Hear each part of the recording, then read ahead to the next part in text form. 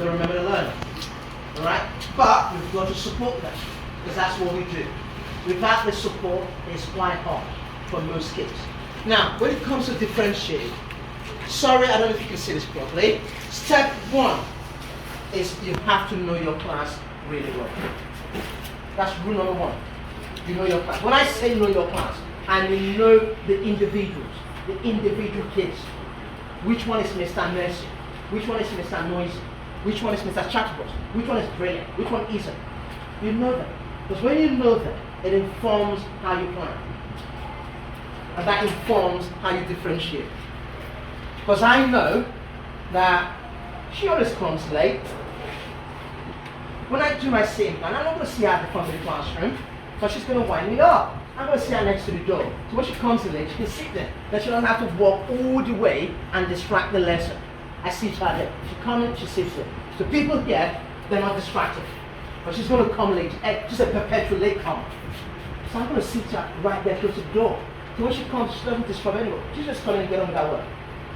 You see, I've taken care of her.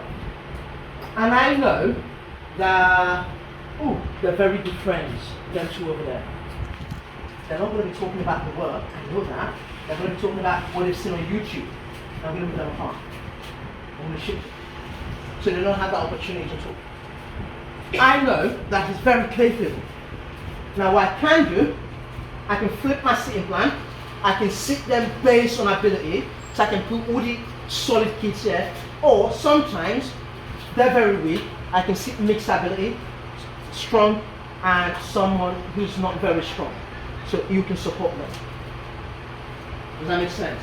Yeah. So, everybody goes on. Year 7, year 7 to your GSS1.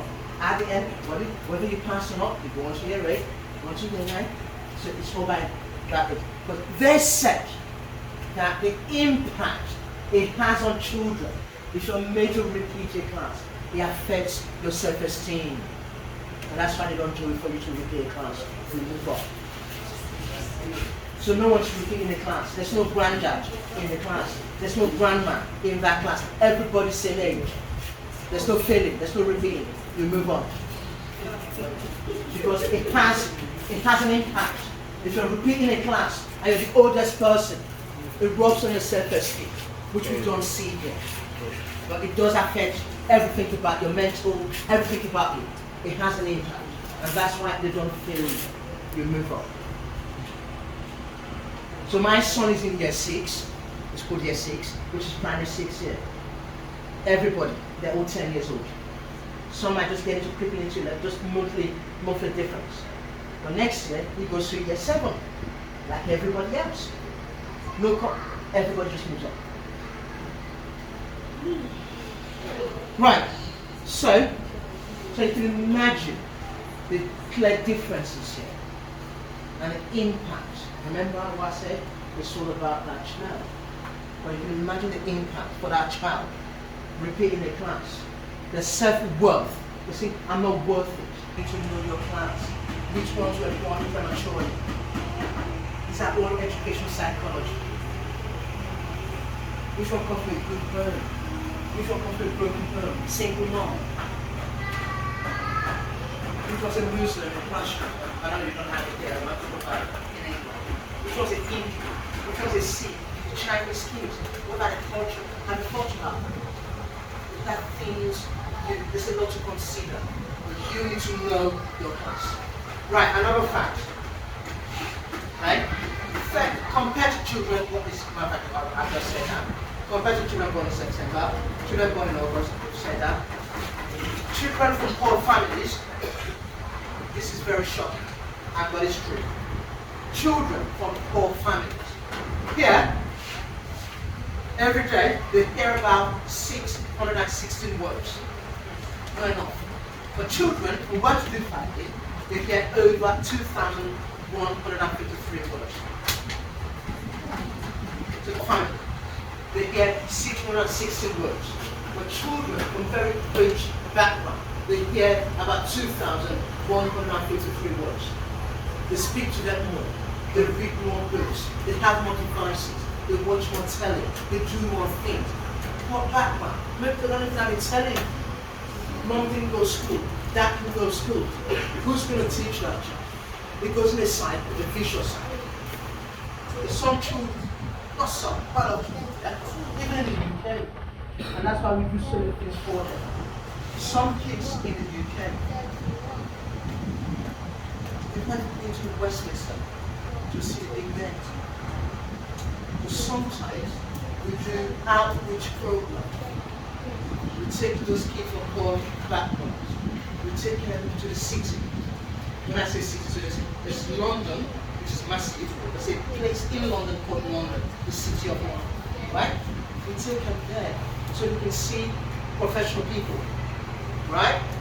Sometimes we take them to uni, because in their family, no one's been to university. So we take them to the University of Surrey, University of Kingston, so they can aspire. You know, you take 20 kids there, there'll be a child that I go, you know what, I want to be like that university student. You've sown a seed in them. You won't see it, but in their head, something has clicked. I want to be the president of the country. You take them to parliament. They go to see MPs, members of parliament. Some child in there, it will click in his head, I want to be like that minister. You're not going to see that right now, but you've sown a seed. Not everybody's going to have that insight, but one child, and that's the difference for you. You take them out there, and they see people in suits. But some of these guys, they don't even have a suit. You know, apart from their blazer, because most schools in the UK they use a blazer and a tie.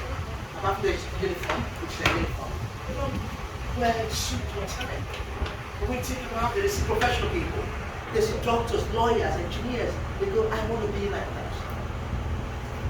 And from that cycle that no one's been to uni, one person can come out of that cycle and it can break away from that and inspire other people.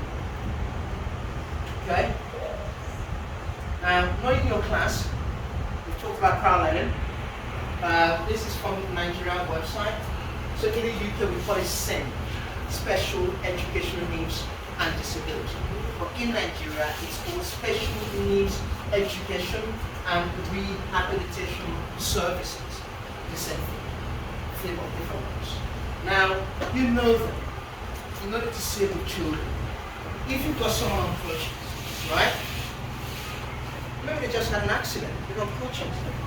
You can make an allowance. Let them sit close to the door. You can also, before the bell goes for break, let them leave so there's no rush. So they don't impede that child. He's on crutches. Give them 5 minutes to leave early. And get someone to carry their bag. Simple thing you do. But guess what? You're making a difference for that child. Rather than saying when the bell goes, you will rush out through the door. He's on crutches. But this is you differentiate for that child. Let him leave early, 5 minutes early. Let him go to lunch early. And that's you protecting that child, keeping that child safe. Is there an albino child in your classroom? We're going to talk about that. How do you, an albino, you know, it's a disease of, not disease, it's a pigmentation issue, where obviously they can't see very bright lights. If an albino is here, he's not going to see what's on the board. But you want him to learn. What do you do then? You might sit him away from the glare of the sunlight and sit him very close where it's dark, where they can see. If someone who stammers, someone who stutters, with a stuttering, means they're stammering, right? You might want to be careful how you ask them questions, because they're going to be the confidence is not there. And if they're going to respond, right, do not complete the sentence for them. Let them finish it. Because it feels like you're trying to help them. No, let them finish. They're stammering, blah, blah, blah, blah, let them finish it. Be patient. Don't rush them. And that's you understand, and that's you differentiate for that child. Let them finish it. Right? Some kids can't even write straight. I will talk about it. Right? Make the lines clearer. You can copy in different colors. So for some kids, the numbers move. Some kids, there's learning disabilities, when it's figures, it moves. For you and I, it doesn't move. So we don't understand it. So maybe one line will be in red, the next one in blue. So they see very clearly.